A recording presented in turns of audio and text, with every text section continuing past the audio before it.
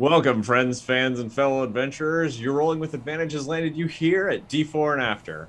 I'm your host, Ross Lee, and tonight I am joined by the fabulous Ethan Mansour, who plays the half-elf bard Harold Hovelton, Ray Berry, who plays our halfling wizard Petunia Potts, and one of our co-DMs, Devan Henderson, who plays so many people. But tonight, I think we're focusing on just one in particular. Who One also in particular. plays so many people.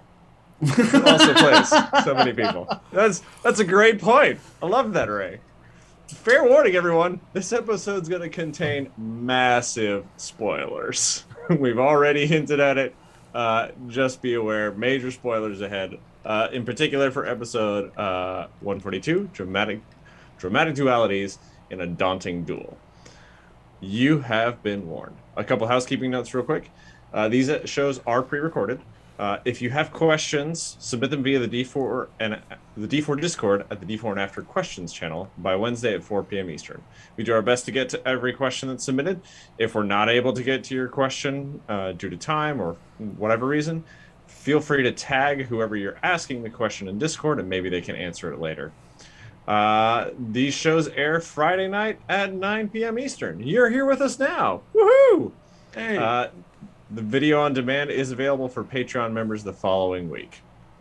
Without further ado, let's jump in. And I'm just going to reiterate that spoiler warning because we're just going to start it from the top, guys. So spoilers, spoilers, spoilers. Turn back now if you haven't seen 142. You've been warned.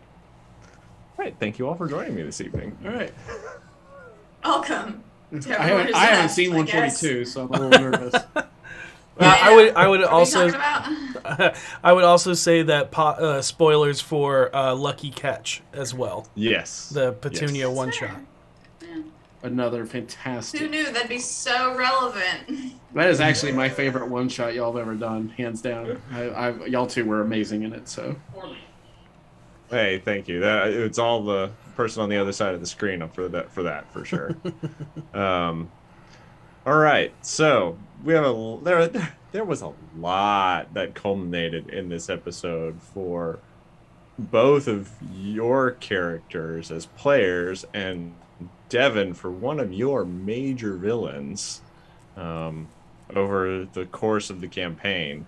Oh gosh. There's so many places where we could start.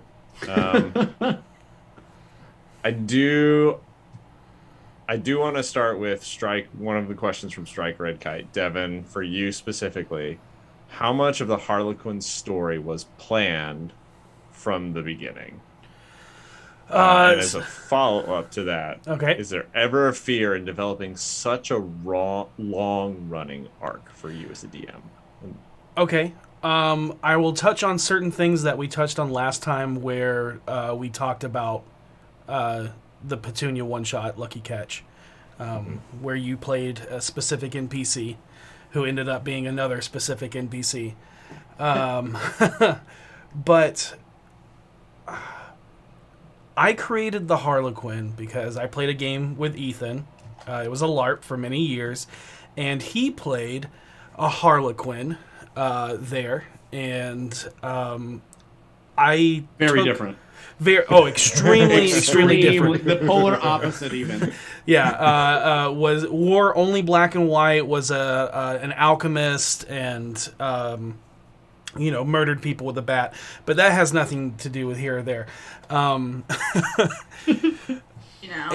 I was like, oh, what if I used Ethan's? Yeah. No.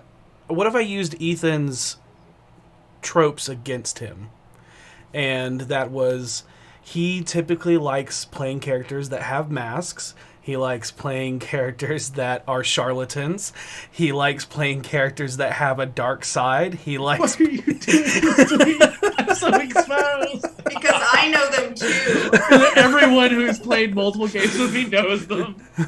They don't take long to catch them. Keep going, man, because I can keep going for you. I love that Ray's just sitting there counting, like just like yep, check. But not saying that the Harlequin is a carbon copy of all of these tropes, but he is definitely, I would say, a love letter to all of them. Thank you. And that's really what I wanted to do, and why not create... Because Ethan created this great backstory about tying himself to this mobster known as the Rose. And if you go back, spoilers for Session 0, the casino run, we were like, yeah, that's a really cool backstory, bro. And we, like, took it away from him. We still heavily incorporated it, but the dagger... It's a shame if something were to happen to it. Yeah, the dagger was supposed to be like this item that was supposed to be like what the Rose was constantly going after Harold about, and we were like, that's cool, let's get that out of the way, and let's introduce this other aspect, who is the Harlequin. He wasn't, I'll be honest, he wasn't 100% developed at Session 0. There were some things that Dustin It's very and I rare talked that about. I feel like anything is 100% developed, especially on Session 0. Yeah. We knew the trope we wanted to hit, and the creepiness and all of that. But him being a half drow came later.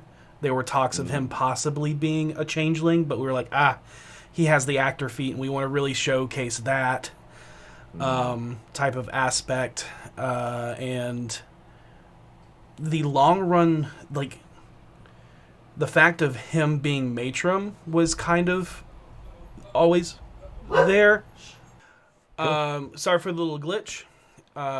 Tech goblins and all. But the Harlequin was... The trope about him was planned from Session 0, but not everything was planned about him, because, certain small tweaks happen all the time, depending on the story and what we think would best fit, because he wasn't fully statted at Session 0. We knew the class he was playing, so he was a certain level of that. But him becoming turning into a half drow was later, because there were talks of making him a changeling, which we decided not to do because we wanted to showcase the actor feat and the charlatan background and stuff like that. Which is so deadly for an assassin in an urban campaign. Yeah. Yeah. Yeah. Never play an assassin in a forest campaign or anything where you're not in an urban campaign. It's not going to be fun. But in an urban campaign, they can be really fun. But we actually thought that it was possible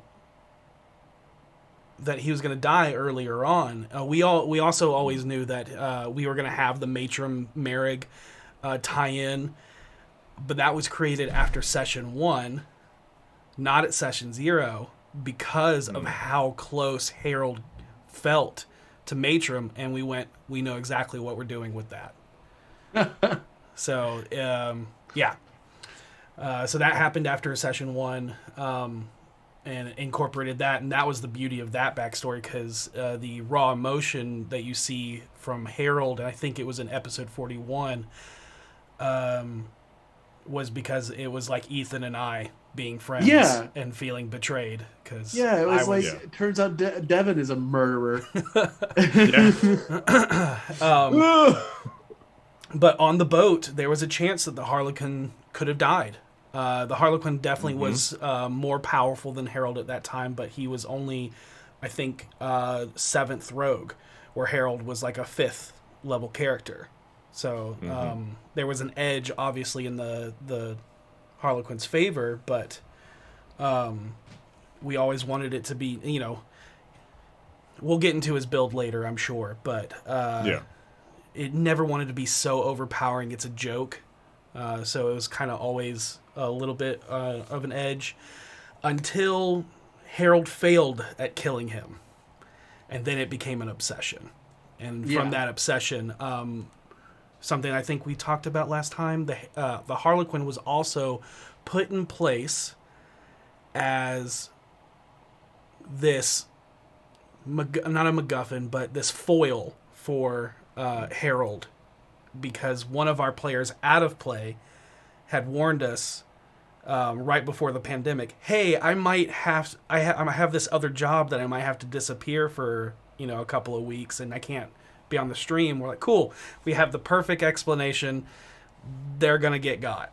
We didn't tell them what was going to happen. We were just like, we have an explanation, and that was right after the reveal. So they were supposed to be this big showdown years ago, and then lo and behold, Instead, you got me. Oh, and it was amazing. It was. It was fantastic. So how awesome. do we plan this? Very organically, and it kind of changes as the story does, as everything should. Yeah, for sure. It definitely adapts as you move along. That's one of the necessary things. Is as collaborative of a storytelling art as D&D is, you have to have that flexibility as DMs to shift when the players shift, to understand that, oh no, that beat makes a lot more sense. I'm going to adjust my plan to that. So, happens all the time. From the DM perspective. I mean, no, it was completely set in stone. We knew exactly what we were doing the whole time. Yeah. It's scripted, guys. The show's 100% scripted. Yes. Right? That's why I cry so much. 144 episodes, 4 hours plus long, scripted content weekly. Yeah. Teleprompter every time, just on the iPads. That's what's going. Oh my god, can you imagine? No. No. Oh, wait, I Not just got a possible. laugh No cue way. on the iPad. Ha ha ha. No. Harold takes a deep beard. That's a Yeah. misspelling of breath, guys. Yeah. Nice callback to this past weekend. Yeah. Oh, man. So before we jump away from everything, Devan, you touched on this just a little bit. The Harlequin survived the boat. What was his path after that, before he's reintroduced in the one shot? I want to know this answer. Okay, so before the boat, 100% was working for the Rose. And the Rose was the one that was kind of obsessed with Harold. And the Rose was like, you got away from me. Good on you, but it's not going to happen again. Right? I'm going to make you earn your freedom. And the Harlequin was his lead assassin. And the boat was supposed to be like, let's make Harold's hands bloody again. That's what the point of it was. And then we can use that as blackmail, however we want to do, yada, yada, yada. But it didn't go the way that they planned. Because more than one faction working in all of the chaos of the world that was happening at that moment. And then Harold he passed a con save and was able to save himself from the Harlequin as the boat exploded. And that just became an obsession because he was like, no one ever gets the better of me. I'm the best that there is. I'm the lead assassin. You know, who is this bard? He's just a joke type of situation. And he knew how much of a joke I was more than anybody else on the planet did. Yeah. Because at that point, Harold had no confidence, was not able to fight. That was before I had Eldritch Blast, before I could really do any damage. Harold felt zero confidence at that moment. So it was like, yeah, of course he's a joke. He's a stupid idiot. I know he's a stupid idiot better than anybody. And then the only thing he was worth in the thing is gift of gab. He could spin a web of lies and infiltrate anywhere with just words, where the Harlequin has to take the time to create these personas. So that was the benefit of Harold, and then it became this obsession of no, I'm going to make you pay, and especially because in the explosion, it disfigured the Harlequin, and so that was just every time he looked in the mirror to put another face on, it was always looking at Harold. Look at what he did, and all this kind of stuff. So he created this intricate plan of basically creating a dossier on all of Harold's friends, which is exactly what an assassin can do, because they study people in order to infiltrate their life or become them. And then started picking out all of their weaknesses. And there were a couple of NPCs that the Harlequin was as not notable, but mentioned people in the bar. The most notable being the old man that played Dragon's Chest with Declan. And the last time they saw him was real nervous for Dustin and I because it was right around the time that they found out the Harlequin was still alive, and Seisha was using like locate object or something to try and find the Harlequin. And luckily they did not use locate object or locate person or whatever it was that day right before they left, because he was sitting in their bar as they said goodbye to everybody. So he knew exactly when they left. Oh my gosh. Yep. And then oh my gosh. we knew that I tried it at one point too, and I'm sure he just was not around because we were elsewhere. I can't remember where we were. Say what?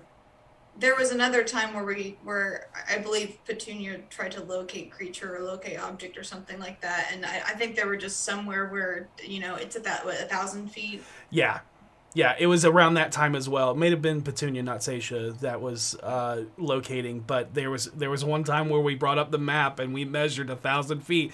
So we're like, yep, nope, you don't find anything. Yeah, it's funny because like on that day when we were telling everybody we were leaving, that was the last thing I did was become nervous about the dude who came back from the dead. What was his name? The server. Oh right, yeah. Yeah. Right before I left, I thought it was him. Yeah, you thought it was Flynn. Which is hilarious because he was in the room. It just wasn't him. Yep. Other things, we knew that it was going to take place at New Ulm. The college university where Harold met Matram for the first time and became best friends, and where Harold gave him the name Three Strings and all of those wonderful stories. We knew that, and then it was about halfway through their journey outside of Waterdeep. We were like, so how are we going to deal with all of these mages? And he's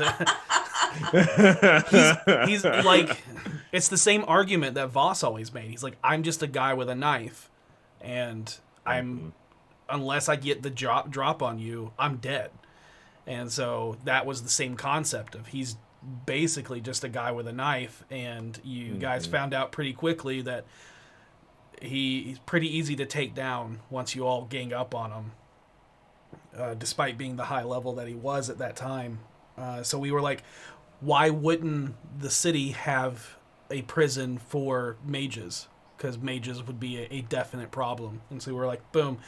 And then we tied you in with Jacob Ashton, and we're like, there's an in into the guard and the watch, and why couldn't someone very easily find a way to sneak out cages? And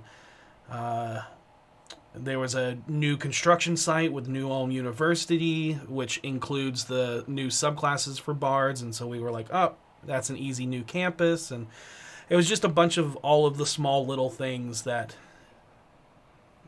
we incorporated into the story, and then eventually put all of the clues into the newspaper right before they went out to go investigate. It was great. Yeah. Stroke of genius there. Yeah, it was so good. That newspaper was dope. Everything along the way, everything was so good. I love the attention to detail and the flexibility that you guys had over the arc. Overall, Devan, to you and Dustin for all the planning and everything. I think that speaks a lot to making an iconic villain that is not only memorable, but also like you're like, I actually want to like take this guy out at this point. Like he's actually really bad. Like you feel that in as an outside perspective watching, you're like, oh man, I want Harold to get him. I want Harold to get him. You definitely don't want anybody else to get him either. You want it to be Harold that finally gets that final blow. Yeah. Kudos to the other players for letting me do that too. Yeah. Oh, absolutely. Yeah. And that serendipitously worked out as well. Ethan, Strike followed up with that question on kind of the Harlequin story overall. What did you have a hand at all in shaping that story arc? And outside of playing and participating, Not in that really. sense. No. Other than exactly what he said, it was definitely. I knew immediately when his name was Harlequin. I was like, "This is gonna be a character full of my tropes," and I'm certain of it. And it was, and I loved it. It's like you said. I knew it was a love letter, and I was very, very honored. And I also, it's just a running gag with everybody who plays games with me regularly that it's like Ethan has these tropes: the assassin with the heart of gold, the masks, the dualistic nature, the Name dark starts side. with an H. Yeah, name starts with an H. Why? We don't know. I He don't won't even know. elaborate. Well, I don't think because- if he can. I can. H names, in my opinion, tend to sound as though they're not good or bad. They just sound kind of like if your name, like you can have very dark sounding names, and I'm not going to name any because I don't want to offend anybody who has those names, but there's names that sound dark. There's names that sound like good guys. And then I feel like H names, for some reason, hit the middle. And since I always play kind of grayish characters, although Harold's not that anymore, it just feels right. That's So awesome. yeah, I didn't have any hand in it. I didn't, I told them I didn't want to know anything going on with the Harlequin until it was too late. Because I feel like that was how he would handle things, and that's how they did it. And I just had total trust in them to make the Harlequin a really fantastic, fun device to use. And he was great. Definitely, so far, my favorite part of the entire game was dealing with the Harlequin over all that time and all the ways that I tried to lock him in a room in an exploding ship. Like, like Harold was using the tools available to fight this guy he knew was his better. And I think that I always like being the underdog in that situation. So, yeah. Was there anything about the story that you, knowing now, Ethan, would go back and change a choice that you made? No, not a thing. Everything was cool. I loved Harold's panic. I loved Harold's very sad reaction. He felt so betrayed. And me and Devan talked about a little bit how I was trying very hard to focus on Devan, who's like one of my absolute closest friends. We've been friends for over a decade. And just imagining that suddenly all of that was a lie. And it was all just to get to this one thing and all to screw me over. And he tells me in the way that's going to hurt me the worst. And it was like, no, there was definitely nothing I want to change because it just felt so organic and real. And I wanted it to feel like Harold was just as shocked as I was, just as shocked as the audience was. I wanted Harold to be a vehicle for the audience to experience. And so when the time came to fight him, the same way that you as an audience member wanted Harold to get him, I thought to myself, is this the moment Harold becomes a better person, decides not to kill? No, this guy can be anybody. Screw that. He's got to go. This is it. Like, that guy's got to be done after this. And that was it. I decided that was it. Yeah. Harold's got to do something with this now and permanently. Yeah. Sometimes in those moments, that cathartic justice and necessary, there are threats you can let redeem themselves, and then there are threats that you need to take off the table. That was a chess piece that you needed to take off the table. Bye. Yep. Bittersweet that he's gone, though. Just a fantastic character. Definitely one of my favorite NPCs of all time. And, it's like, I'm glad he's gone because I can breathe again. But on the other hand, it's like, I'm going to miss the fun we had. But now it's on to the Rose, so. Yeah, I will say I'm going to miss playing him, but more so I'm going to miss coming up with the machinations and the weaving him in the story in the background was just so much fun. Yeah, if this was like an animated series, you could go back through the episodes and catch all the times he was actually there. It's like, oh my God, there he is. I didn't see it. Yeah. That's awesome. I love that. Ray, your story, getting involved with Harold, you guys, Petunia and Harold forming a relationship, There you go. and then the Harlequin just coming in and being like, oh, well, this is interesting. It'd be a shame if, an officer of the watch came along and Really took you on a fuck that case. up. never to see you, never to be seen again. Be a real shame. How from Petunia's mindset, like knowing when Harold left, knowing that Harlequin was around, and like I know we talked a little bit about this on D4&After the one shot, but for those who may have missed that episode, like what's running through Petunia's mind as this threat that you all thought was gone has reemerged, and then as she's having to navigate her life in the city, with that kind of looming over her. I think it's a combination of the face she has in the choices that like Harold made to get her a bodyguard, and her routes and the people around her, and then there's probably like a hint of naivety in there. Honestly, let's be real, because she never met Matron. She never really knew that side of the story, so she didn't really know what to expect of the next. I mean, I'm sure it's fine. It's fine. I'm sure it's fine. I'm just delivering books. Yeah.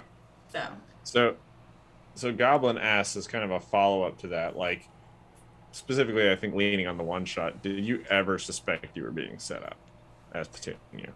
I mean, Ray suspected from the beginning that I was being set up, but Petunia, I didn't know how. That was the thing. And obviously I was playing it as Petunia didn't either, because from what information y'all had seeded to me about, like, you know, the break-in and the dramatic saving and yada yada yada, and so I was like, okay, this and she's also just probably a little too trusting of a person, honestly. Although he put on a pretty good show. I don't think she's too naive, but he put on a pretty good show. Yeah, well, Ray and I had a 20-minute pep talk before the episode about, like, okay, keep your eyes open because someone there is the Harlequin, and you just need to be like, you need to be doubly sure, like, don't let him fuck you up. But then we both agreed the only person we can trust is Ross. Damn it, we're such fools. And it was something that we said during that D4&After as well. Is like, originally the concept was I was gonna play someone. I was gonna play the watch member, and I was like, no, that's too. The reddest flag I've ever seen. Yeah. Everything. This flag is red. Flag. It's red in blood. And we were like, well, what if Ross plays? Because even if he doesn't play creepy, he can play a completely different persona.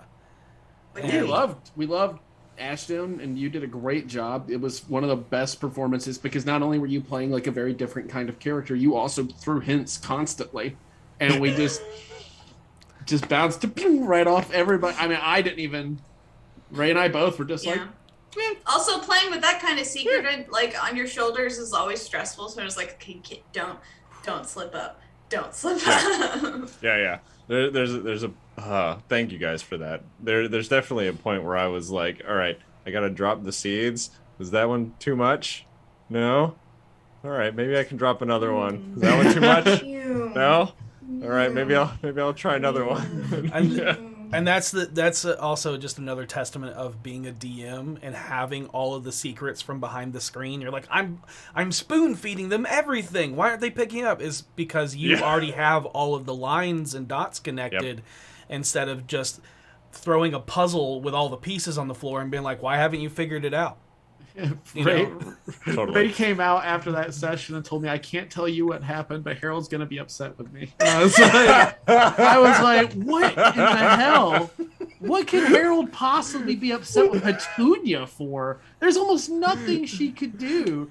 And then I found out later, and I was a mess. I was like, I cannot believe. Oh no! It was great. Oh man.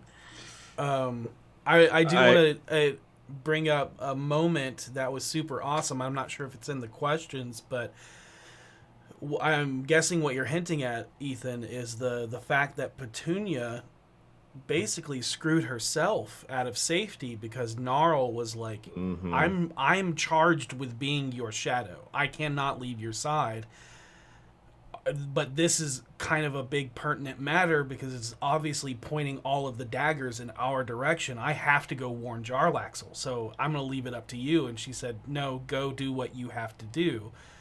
I'll be fine. I have that doofus with me. And then Ross was picking, like, miming, picking his nose. It was beautiful. Fly. Beautiful moment. Swatting at moths, picking my nose, fly's nose, yeah.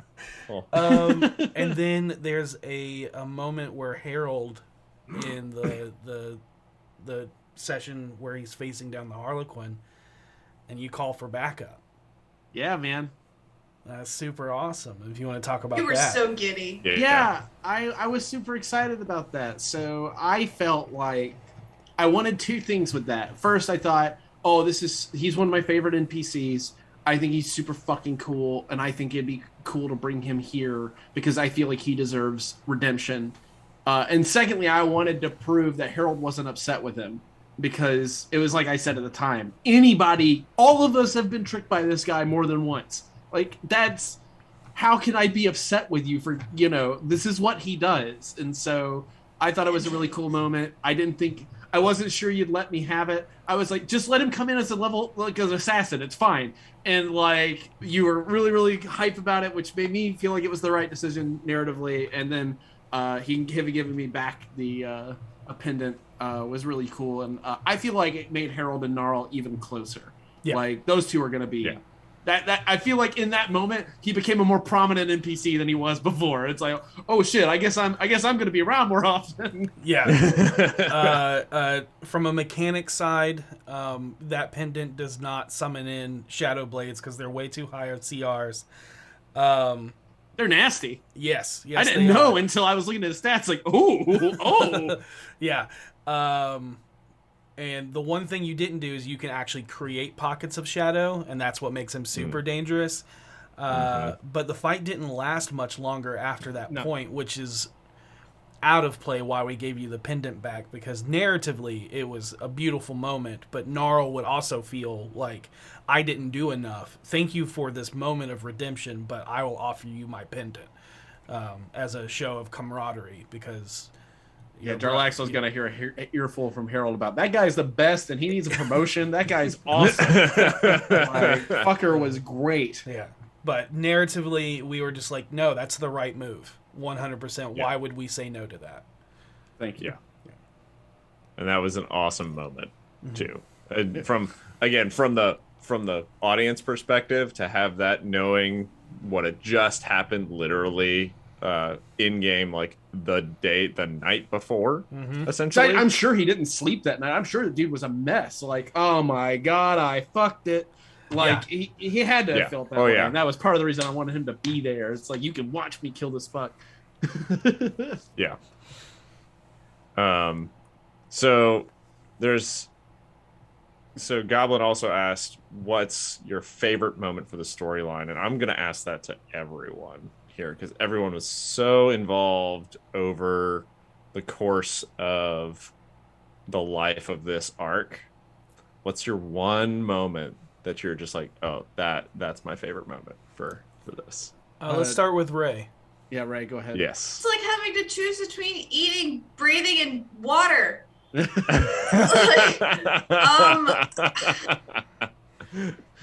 the spot.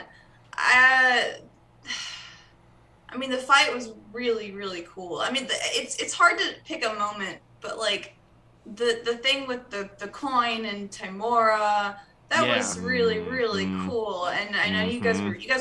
I feel like you guys were nervous about my ability to participate. And you were like, "Don't worry, we got it. We got an idea." And y'all did. It was a great idea. It was and of great. course, the epilogue was just like the most heartwarming thing I've ever been a part of.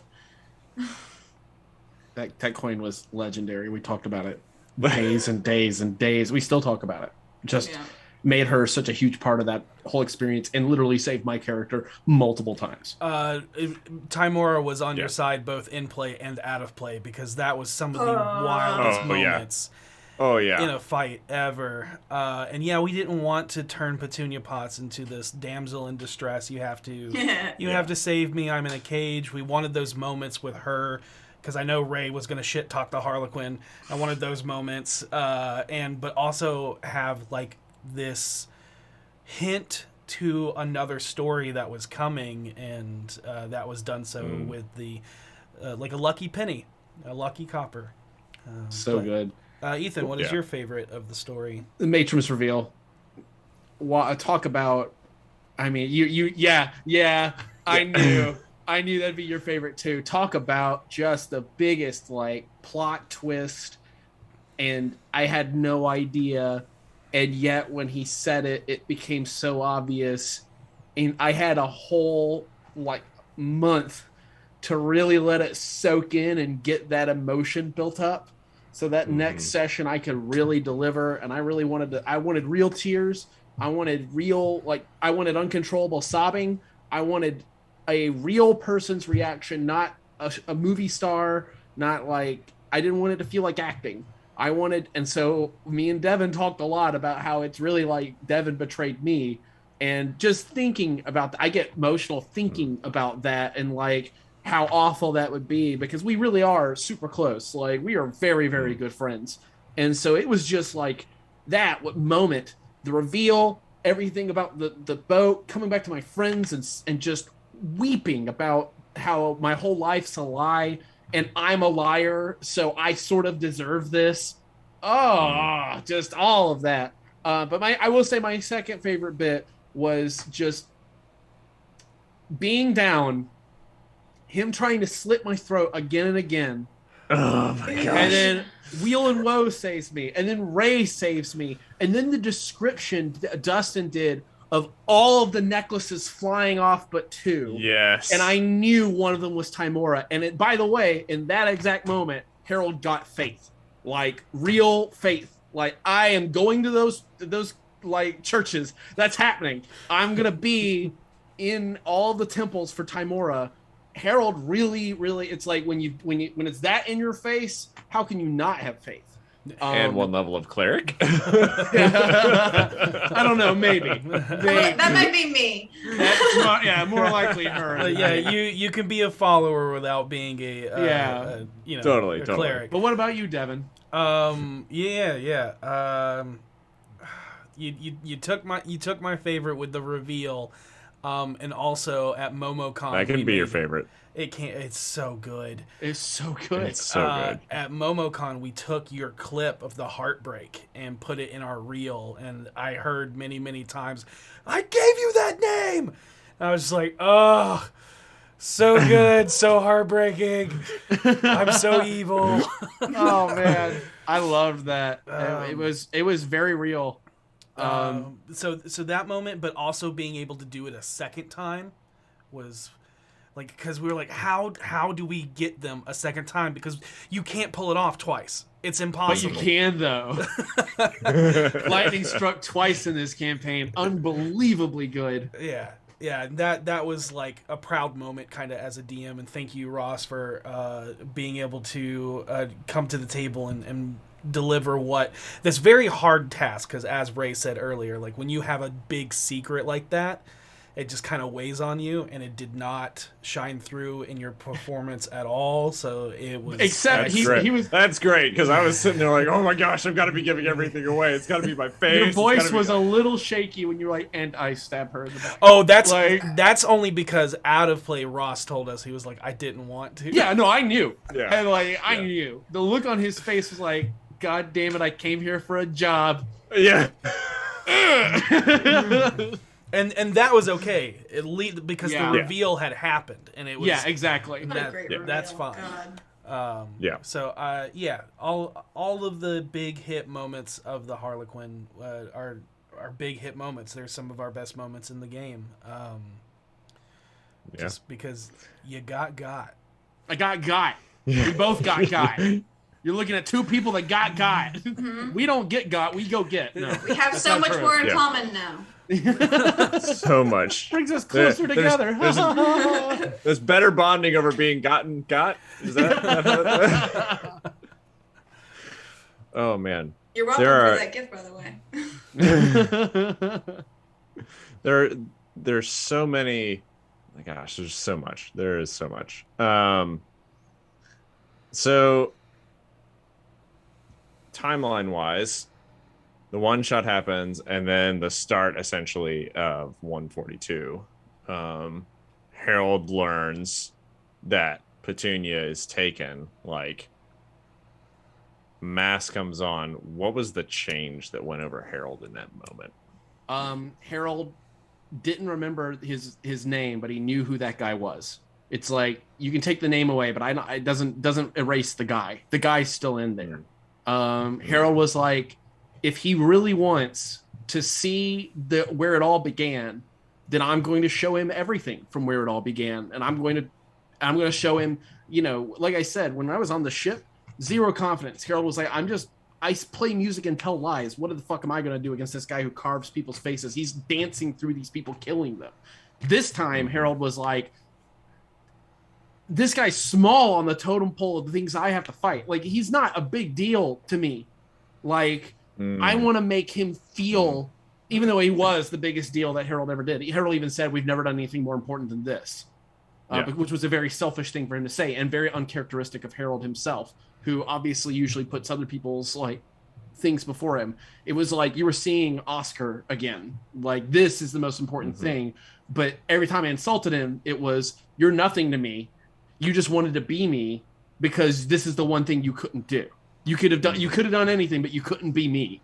And that was just Harold trying to find something to get at him with, without realizing he'd already gotten at him. And that was the whole reason this was happening. The big change there was just Harold going back to the guy he was and really reveling in it, because I don't think we'll be seeing a lot more of that guy. That's good. Ray, how certain was Petunia that Ellie asked this question? How certain was Petunia that Harold was going to come and save her? Oh, I mean, incredibly certain. I mean, not only had she spent a decent amount of time having her ass saved by them before, but I'm sure she'd heard of everything else that had happened before, because, you know, Harold probably has told her everything, possibly twice. Accurate. So I just think she just didn't doubt his capabilities. She just knew what kind of a person he and company were. In that sense, she did, and she also had faith, even though I'd never really written her to be a religious character. That's one of my tropes that I was like, oh, I'm going to avoid this trope, and then I was right back. Ray always plays intensely religious characters. Right back into it. So it's right back in there, which is great. She plays it really well, and everybody will see it. I do want to clarify for timeline-wise, Petunia getting got is happening right after the same day that the BFGs return to Waterdeep. She isn't, like, when they walk in the tavern, Kara says, oh, you just missed Petunia. She's out, you know, helping the watch. And I'm sure she'll be back later, which was planned so it wasn't a, like, she's been gone for 2 weeks and no one's done anything about it type of situation. Yeah. It was just... That was very smart. It's very lucky. Because, yes, Petunia had faith, but at that time, all of the people that were going to save her were away from Waterdeep, miles and miles away, like weeks away. So it is a possibility that she could have died, but luck just so happened to have that they showed up the same day that you got taken. Yeah, and I'm sure the Harlequin on some level was like, fuck. Like, yeah, like I always joked, like, even though it was like that, there was always the joke of like, he didn't even give Petunia a book. He's probably gonna keep her alive in there and bored. It's funny though. I almost took teleportation circle. I really flexed back and forth on whether I was going to take that spell, and I eventually chose synaptic static specifically for fighting the Harlequin. I was like, I'm going to hit him with a thing that makes his attacks worse because that's all he's got. Turns out that wasn't all he had. But we'll get into that. Yeah. Funny how that works. So not only did, and Ray, you alluded to this, like, Petunia knows the BFGs. She knows who's there. She knows, what they're capable of. No worries. The Harlequin knew that as well. And Cheetah asked, like, Devan, did you expect the characters in the encounter, especially preview, to actually split the party, go into their corresponding doors? Were there any other alternate routes that they could have taken to get down to Petunia? When they got to that room, no, because the maze was leading to that room. Did we expect them to go into their perspective rooms? Yes. We are creatures of habit. Yeah. And I figured I knew who the first one it was going to be, and it was because, especially in the mindset of, like, I try and think about if I was playing that character, what would my decision be? And Harold was so laser focused on basically revenge and saving the person he possibly cares most about. He's not going to take the 5 seconds even to be like, is this a trap? I didn't even have to clarify to you guys. I was like, I head straight to my door, and y'all, yep, it shuts behind you, because y'all knew. There was there's not gonna be any conversation with you guys. Sorry. Yeah. He's in there. I know he's in there. Yep. And for the others, it really came down to there was a little discrepancy because it was like right at break, and we wanted the break to actually be after the trap rooms. So that they would have had time to discuss possibly after watching the door close behind Harold, because that was going to happen. And then Karina being clever enough to think outside the box and float into the room, because everything that the Harlequin did was mechanical. There was not a single magical trap at all. And there were a couple of times where we're like, well, what if he did this? What? Like, no. And it was like, hard rule, cannot have magic. And found some really nasty traps, and then we targeted each one, and like, I hope they're just like, we can face our own traps or whatever, because of course he's gonna be dumb enough and have too much hubris to he's gonna create traps that we're gonna beat. It's like, no, I know your weaknesses. And and they even discussed that. Said that on break. I'm like, they all went into the wrong door. Yeah. Ray knew. Except for Harold.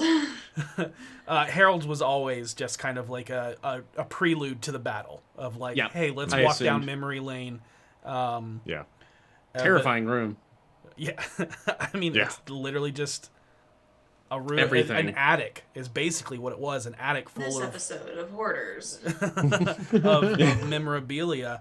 And Harold didn't know this, but you didn't check Petunia's bag, and all of her stuff was in that bag. Oh, damn. Yep. Shit. Yeah. Luckily, all she needs is her spell focus and stuff like that. I'm sure we got it back when we left. If they just so happened to beat the trap, then they would have exactly what happened to V. You get out of the way of the trap collapsing on you, and then you're able to follow the trap cage down into the arena. And when we were designing that room, we were like, we can't build a room for Karina, because the Harlequin has no idea. Because they literally just got back. Yeah, and even though Voss had been there for like a 10-day or two, no, not even days, maybe a 10-day. If he knew that fact, he wouldn't have known that you guys had split. They'd be like, okay, Voss went back first. They'll probably that makes sense. He's scouting the area. Yeah. That's hilarious. Yep. So yes, Voss he did have a little bit of hubris, but you have to play to what the knowledge of the NPC has. Yeah. To that extent, actually, JW Django actually asked, like, what was the trap down Voss's path? So Voss's dump step is Khan, and it was a room that was going to release gas, and it was going to knock him out. That would have worked. Yep, and then he would have gone into the cage, and then he would have been dissolved in acid. Just like in front of me. Yeah. That guy's an asshole, that Harlequin. I'm glad he's gone. I think Boiling my there's friends in front of me is a real dick move. I think there's a few people who are glad he's gone at this point. Just a few, just little like a bit. handful. Just a handful. Even some of the bad guys hate him, which is one of my favorite things about him. Is like other bad guys hate him. Like everybody hates him. The only person who liked him was the Rose, but only because he could use him. If the Rose's people started getting killed by the Harlequin, he'd be terrified of him too. He's just a scary guy. Yeah. Yeah. No. Well, you know that the Rose is part of the, the people that worship the Dead Three, Bane, Yeah. Ball, and Mercule. So having a head assassin is well in the wheelhouse. But you also Balling know out of that- control. Yep. Yeah. But you also know that Karnan, the Cudgel, hates the Harlequin, but that's because the Dead Three also have a past with Cyric. Yep. That's why I like So- Carmen. Ethan, Yeah. you went down hard in the fight. Like Very at hard. First, from the audience perspective, I was like, "Oh, that's not good." And then I remembered, no, he's got the Paradap. Because I was like, no, from previous episodes, I think he still has that. And That's that real happened. life luck right there.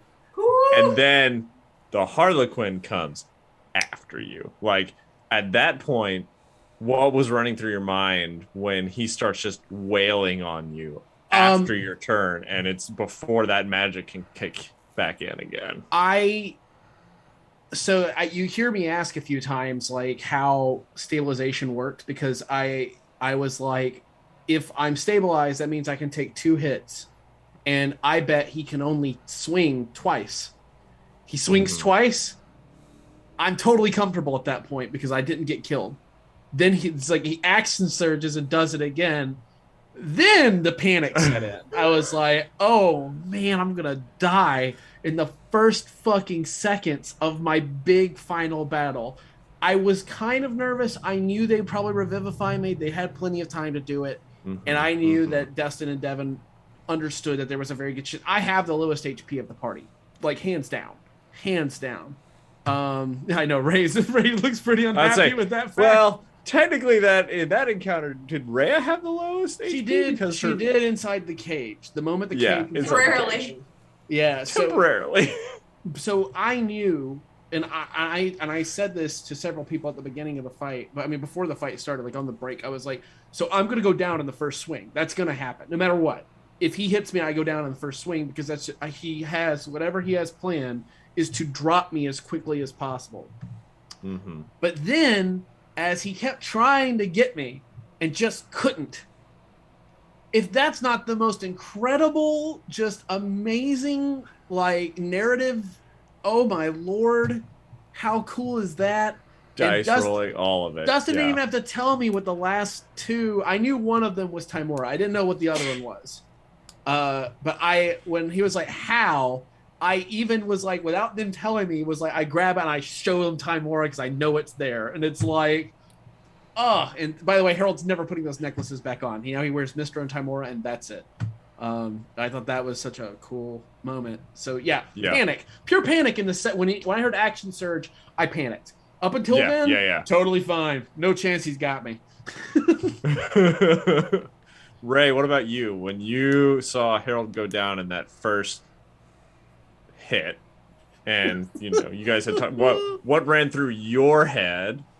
Watch her I face on think that episode. I was saying everything that came out of my mouth afterwards was what was going through my head. I was like throwing numbers, throwing out my importance. I like threw my glasses. I was so upset. I was genuinely like very stressed. I was like, I'm gonna make a fool of myself. I need to leave. Dude, watch her face. Nervous. Watch her face on that part, especially if you say action surge. Mm-hmm. She's like, it's amazing. I was like, kill me. She was so upset. It was magnificent. I was so pissed. I I was going to strangle you guys at the DM so bad. I loved it. God, I was partially panicked and partially loving watching Ray absolutely furious. How could you do this to Ethan on his big finale? How could we not? Yeah, exactly. Yeah. I was like, this is what I would do. This is the right move. Especially because not everyone was in cages. If everyone Yeah. was in cages, it was supposed to be like this grand show. He was going to say, "Welcome to the grand finale, the play, the end all plays, yada yada yada."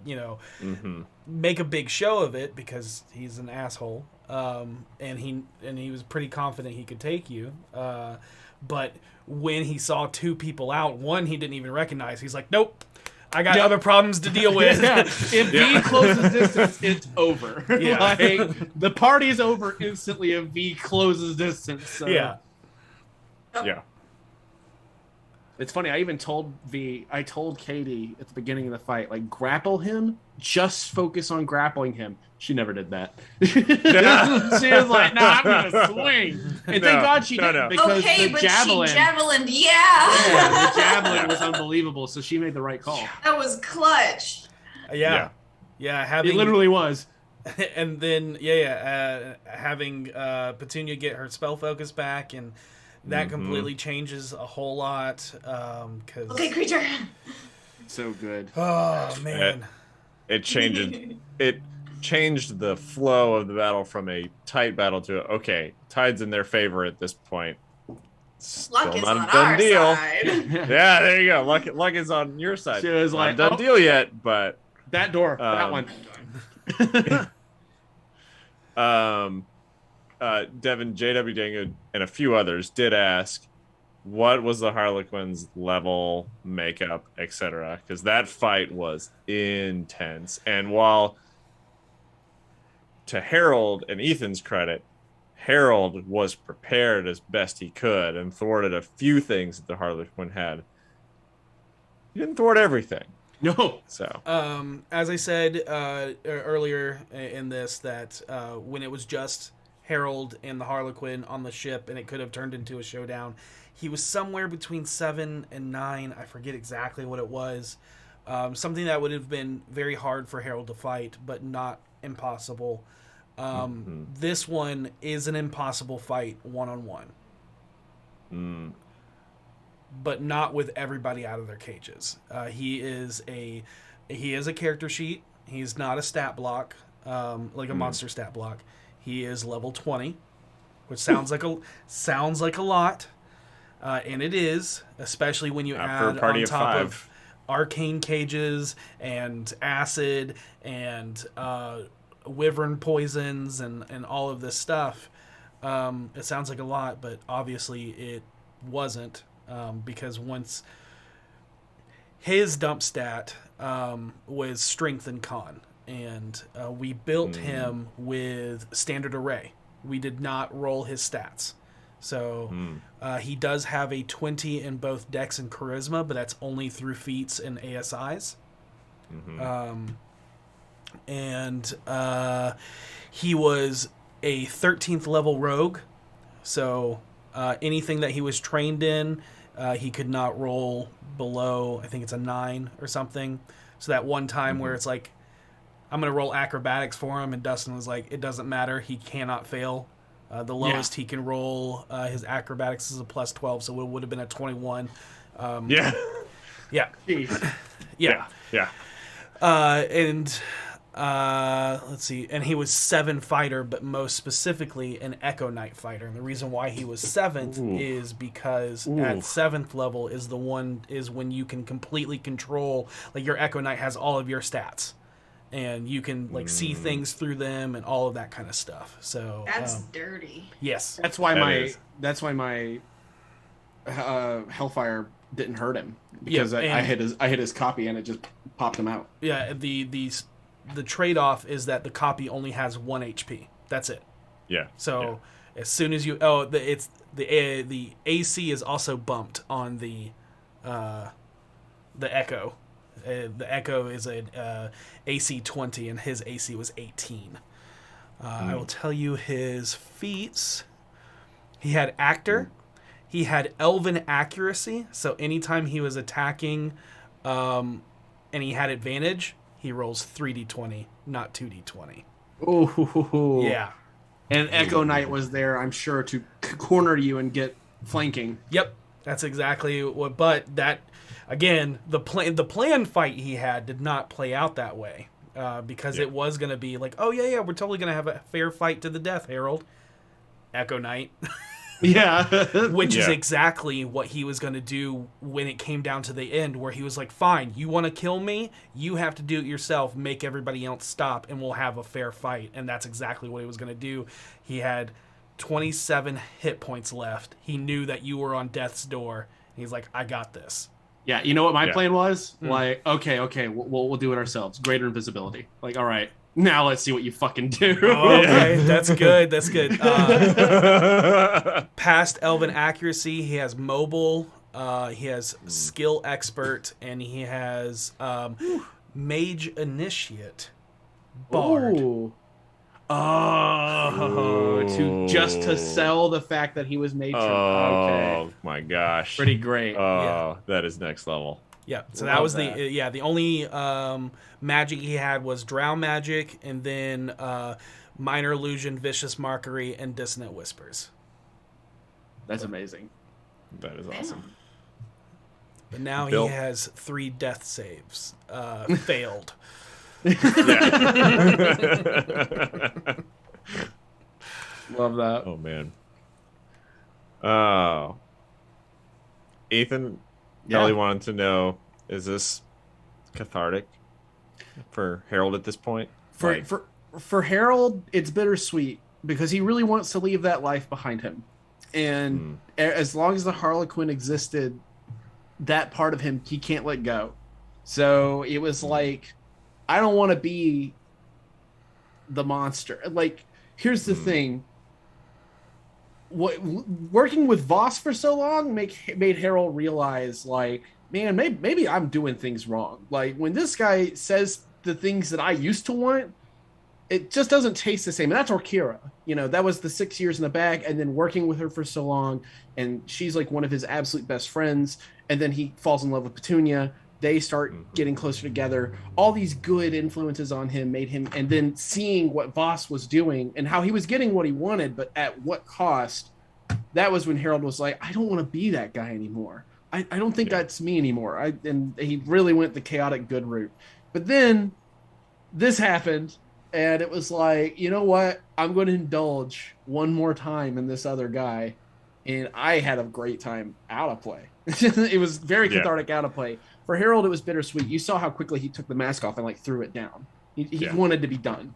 Then the next 2 hours afterwards, you were debating on whether or not you wanted to retire the mask. God, that is so true. I'm still making that debate. I was about to say, is there? Are you still deciding that one?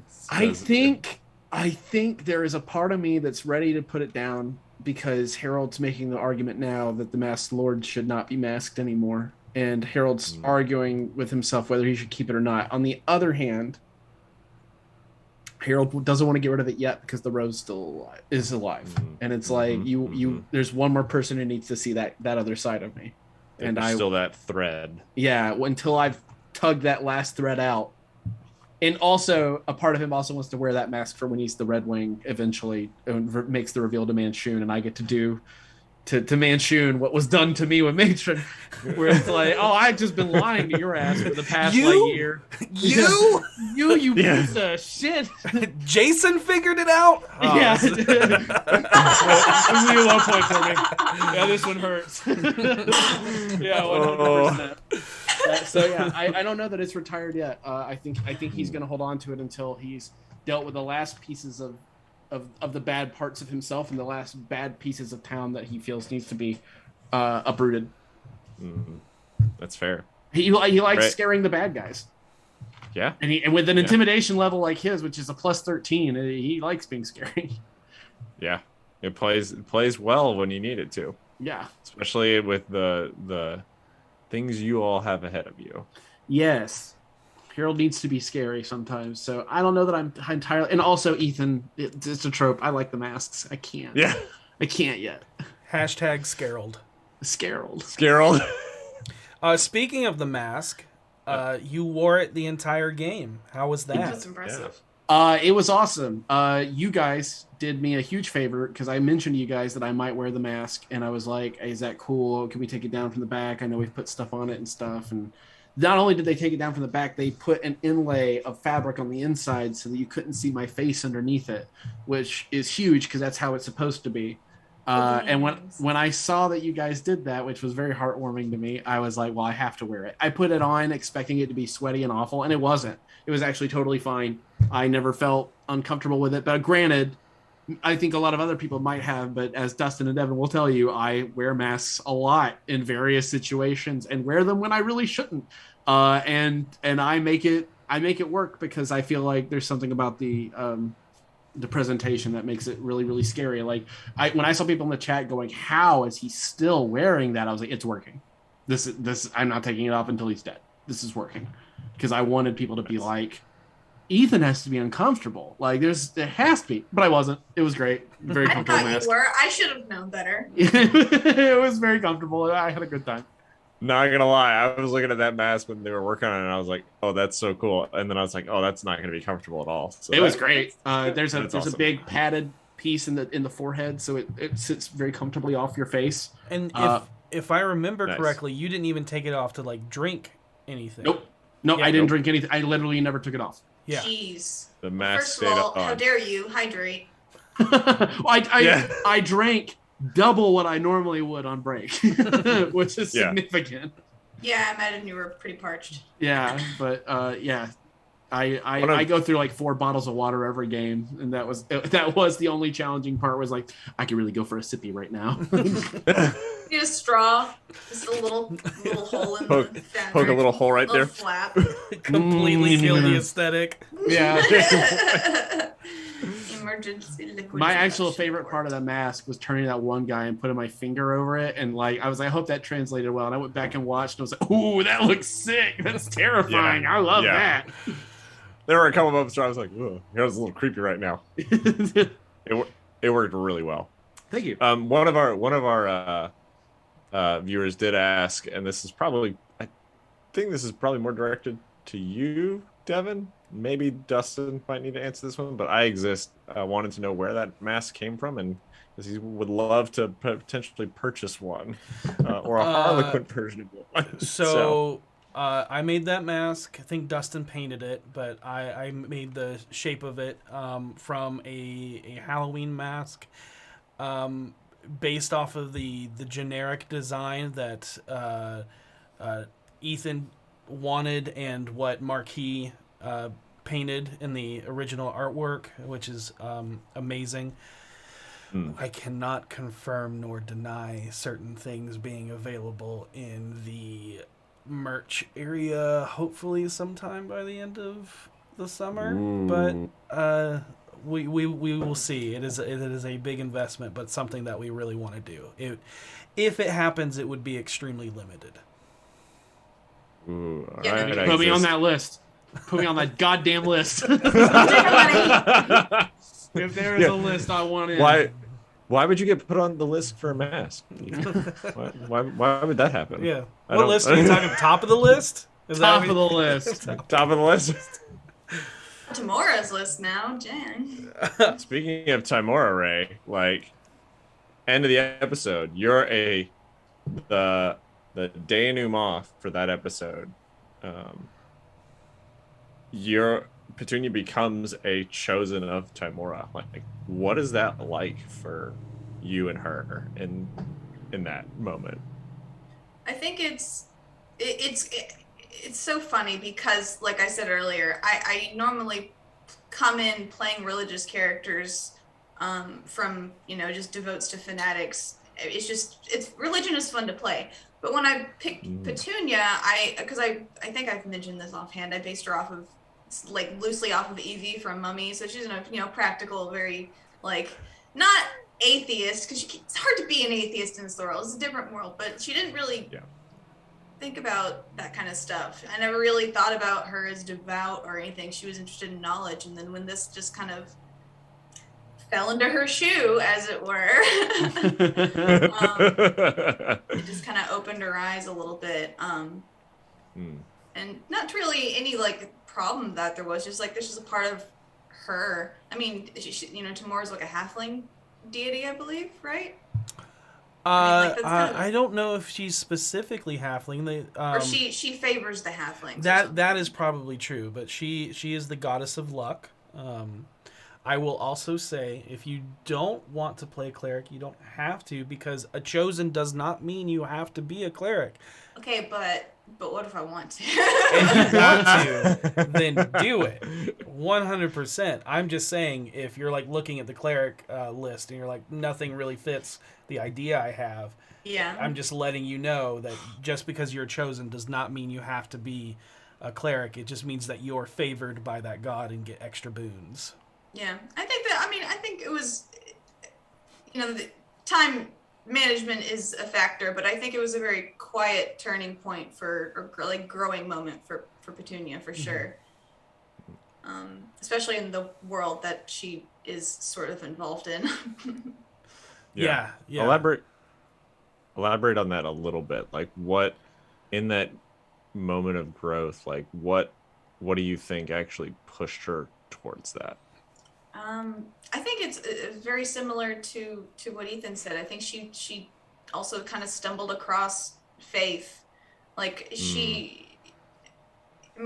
her it was, at utmost confidence that they were coming, but that's just strong faith.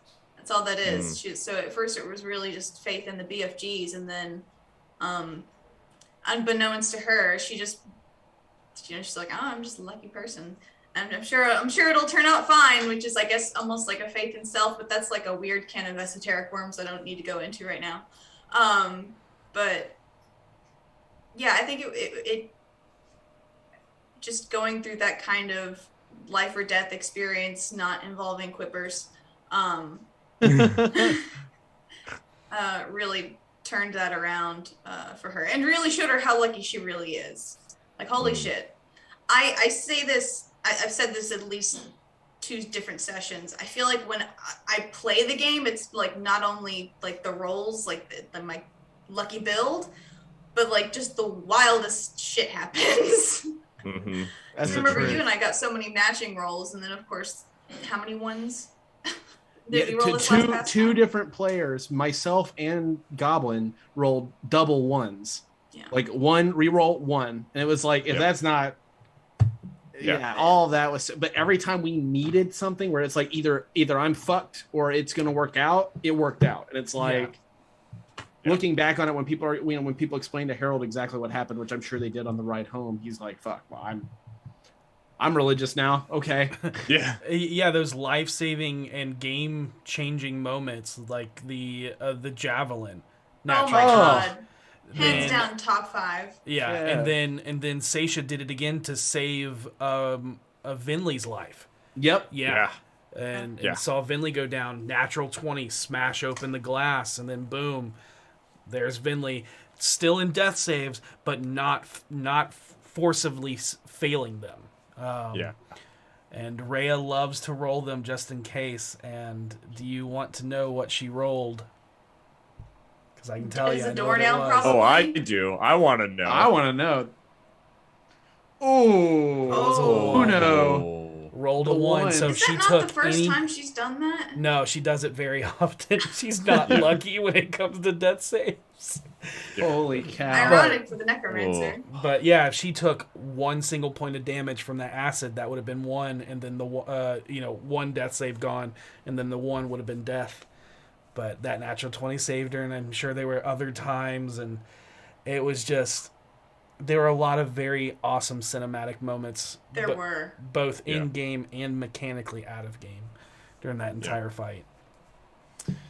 One of the things that, as knowing the one-shot, knowing that Ray was going to be at the table, that I thought was, again, from the audience perspective, fun to see come to light, was involving Ray with the Harlequin and then giving her a way to influence the party. How did you guys as DMs work through that?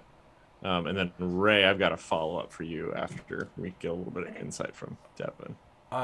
Say that again. The wording was a little. So weird. how did you guys create that system, or was that something else you grabbed from like the not obviously her and the Harlequin interacting, like you guys planned for that, but from like the threads for like her abilities to like give halfling luck and those kinds of like how did you guys formulate and come up with that to keep her not only just there and having dialogue with the Harlequin, but actually active in the story?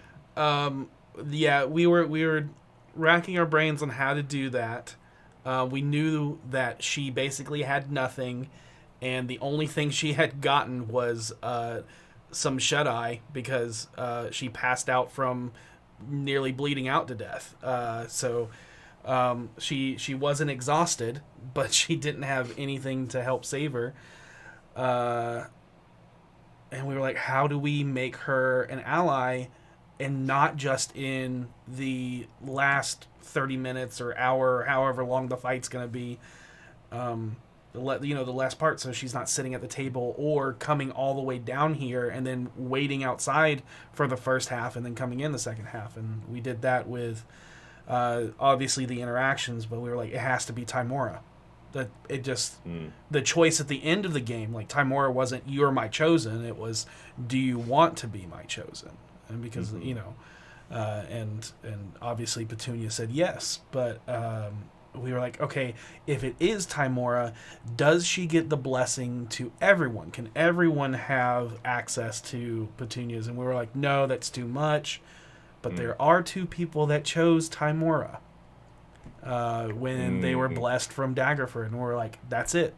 And we did some research into what Tymora is, and there is those that follow Tymora, there's a blessing that says, a blessing of Tymora gifted in copper or gifted in a copper coin will be given back to you tenfold.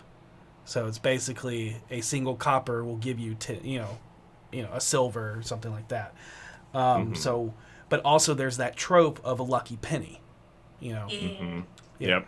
So that's what it was. And Petunia always had this. She's the luckiest unlucky halfling, so it always seems like the world is out to get her, in the sense of like she's always tripping over herself, or she always finds herself in terrible situations but always comes out on top. And it was that situation of like, how do we put this in here? Oh, her shoe is always coming untied. What if a coin, just a small little nib, fell in unknowingly, and then boom, that's how we worked that in. And then the tethers was just to give Ray a little bit of a hint. The only thing that was upsetting from the DM side was her rolling so low on interacting with the threads to figure out what it was. And it was like, oh, we want to give this to you, but we can't just like give it to you. The mystery of it kind of almost made it a little bit more special, though, because she's as high of a ranking I have in religion. Surprisingly, it was not something she would have considered, so it was pretty fitting, honestly. Yeah. And then that moment where you thought that the other thread could have gone to the Harlequin, I was like, oh, that's terrible to think about, but yeah, like what? Yeah. All possibilities. She didn't want to give luck to the wrong person. Yeah.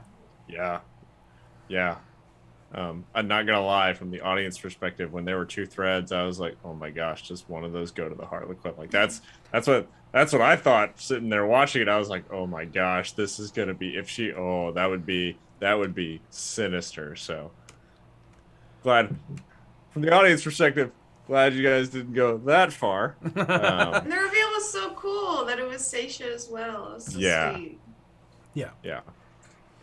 Ray, what was that like for Petunia to be one-on-one with the Harlequin and just smack talking him? It was hard. I feel it was very, very difficult thinking of like good smack talk for Petunia, because Ray can sometimes get wittily spicy, but like I'm trying to think of Petunia. Petunia would almost never insult a fly. It's like, how do you come up with a good insult for Petunia? So it's like, okay, well, she's terrified.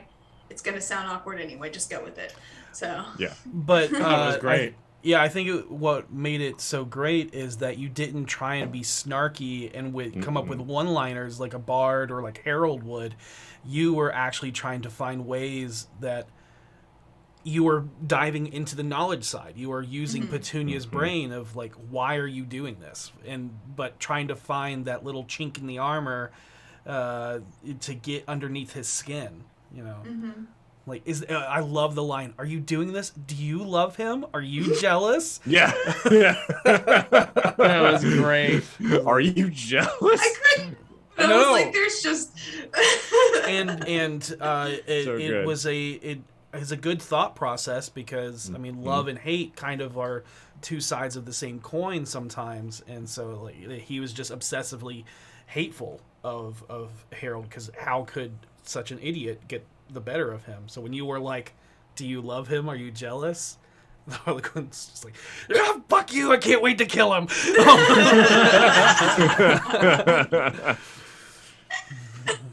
Yes. She found it. She found the thing that hurt him. Yeah. Yeah. Got it. Nailed it. Devan, speaking of the Harlequin's state of mind there at the end, like, had he broken on some level mentally by that point, just with the obsession aspect? I would say that would probably be the only thing that broke further because he was designed to be, not to be tropey about it, but a sociopathic murderer in the fact that he had no feeling, and the only, so it was that robotic. I find sadistic murder enjoyable just because of the emotions it elicits out of other people. But when he got bested, that's when the emotionless person inside of him felt emotion for the first time. And it was rage. And he was just like, no. And so he obsessed about that feeling became an obsession. And then that obsession became a singular focus. And that's why he didn't go back to the Rose. Harold talked to the Rose and said, hey, do you know if the Harlequin is alive? And the Rose was like, I haven't heard from him. I did not realize that was not a lie. That's awesome. Yeah. The And Harlequin... like you described his shock when I managed to get out of the poison and like shove him away and get out of the way. I always remember him being like, what the fuck? Right before the explosion. Yeah. I'm glad that carried. Yeah. He didn't care about the Rose anymore. He only cared about one thing, and that was getting back at you. Yeah. And now he's a unicorn, which I love. A knife-headed pony. Gracious. I think the horn's going the wrong way on that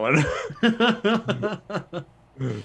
Ray doesn't know about the last episode, I think, where I had to tell everybody I met that I love unicorns. Yeah. It's a great episode. You should really check it out. So I don't good. doubt it. I don't doubt it. Oh man. I actually have a feel question. like- Yeah. What do was it. in Petunia's trap? Because I heard she had one. In Petunia's trap, actually, you did not have a trap. Oh, I thought she did. Neither outside nor in the cage. If you remember the descriptions, your cage did not have the arcane sigils because you had everything stripped away from you. The perfect ending for the Harlequin would be, Harold, here you are, come to face me. Look at all of your friends here to watch us, and they're going to watch you die. And it was going to be this fight, and while you're fighting, you get to watch the fact that you can't save your friends as they literally dissolve away, and then the one person you care about most gets to watch until your last breath. The others may die before then, but she won't. And she's going to watch you die, and then it was going to be like, you have nothing, you're going to be an easy kill. And then that was the end of it. You just had to sneeze on Petunia and you could have killed her probably. Yeah. So that's what the progression was, is Harold, watch your friends die, as your friends watch you die, as Petunia watches you have your last breath, and then dies knowing that no one's there to save her. If they had, my plan was originally to heat metal and try to melt through the glass, but then I was afraid that I would kill somebody with the heat metal, so it's like, he really had one up on me there. Would have been nice to have Shatter, but I didn't. Shatter would have been good. The heat metal would have worked possibly on Petunia's, and that's That's it. true. But we didn't need it because of the javelin. That's so good, so good. One of my like, it's not so secret favorite things is watching the DMs at this point, namely Devan get so hyped in the middle of games like that, you know, the summoning of Gnarl. Gnarl, but that was just just like, wow, natural 20? Oh yeah, you cut right there. Yeah. It was just like that's such a cool moment. I was like, do we make her roll damage because ropes have damage? And I was like, no, that's boring. And then I was like, do we make it so that the cage is still locked? And I was like, no, that's also trash. Whatever. This is too cool narratively. Like it was so cool. Yeah, it was so Petunia too for the cage to fly open. That was another thing that was going in my brain. It was like, no, it's Petunia. She's lucky. So let it happen. The only thing that we didn't, it was like the door didn't swing open, so you were still prone and had to crawl your way out and stuff like that. But that's such an awesome Cheese thing. squeeze. I feel like we've covered most of the audience questions at this point, but there was one that I've neglected to ask, and Mama Strange wanted to know, where did the Harlequin's laugh come from? Ha ha ha. Fuck. Actually, so I'll be honest, the voice of the Harlequin was stolen. Matthew Mercer played this, his name was Sindir, I believe, and he was this fire genasi in the city of Brass, and he had this weird cadence, and it was so creepy. And I was like, oh, that's good. I love that. And then I was like, how would that person laugh? And then, ha, ha, ha, was born. And it's just so unnerving because it's completely emotionless. It's not like full of, like the Joker's laughter, right? That super sinister, just pure emotion, whatever he's feeling, especially Mark Hamill's version. And so it was just this absence of emotion and just pure creep factor, in the sense of like he feels amusement because, like I said, it's that I only feel things from the feelings that other people are getting. And so when he's like, oh, you're feeling something, this is enjoyable for me. Yeah. I thought it was a play on my Harlequin, who also had a very distinct laugh, which I absolutely cannot do because it's way too late at night. But and loud and but yours was also very emotional. It's extremely emotional. It's the opposite. Once again, it was just like, oh, I'm in this and I love beating people to death with a baseball bat. Speaking of the what you just said, one of the designs, I didn't say this earlier, one of the designs that we made, the Harlequin, is the exact opposite of Harold. Harold is a half elf. I'm not sure if he's high elf or wood elf, but he too is a half elf, and then so we made him a half drow. That was one of the decisions, and it just so happened that after we made him a half drow, Harold was like, "Yeah, I want double sight because that's cool." And we're like, "Okay." Well, the first time I got caught in darkness, I was absolutely just decimated, and I was like, I don't want that moment to ever happen again. And that was the only reason. I took alert, not because he was an assassin, but because I was tired of going last in fights. I was like, I want to go first. There has to be a feat that lets you go first. And there was, and it just so happens to be, and you negated, because of that, he wasn't able to get his advantage on you, right? Yep. From being hidden, which took away his elven accuracy. So you went from 3 dice to 1. Yeah. And it really worked out. We realized that like a week after I chose alert, I was like, wait a second. This actually really works out for me. Yeah. And there were so many times as the party was moving through the maze where someone else would get hit and it was like, ooh, that's bad. Ooh, that's bad. And then you would get hit and it's like, Harold's got alert. Yeah. Wyvern poison did the work, though. Oh my I will God, say not on that me. Kind of. I will say because of time, something we didn't get to, but alluded to in the session after, is that they were supposed to be more innocent people plants. There was supposed to be an innocent person in each of the trap rooms and one more throughout the maze. But we just didn't have time for it. And then Ethan fucking called it straight out the gate. I knew it.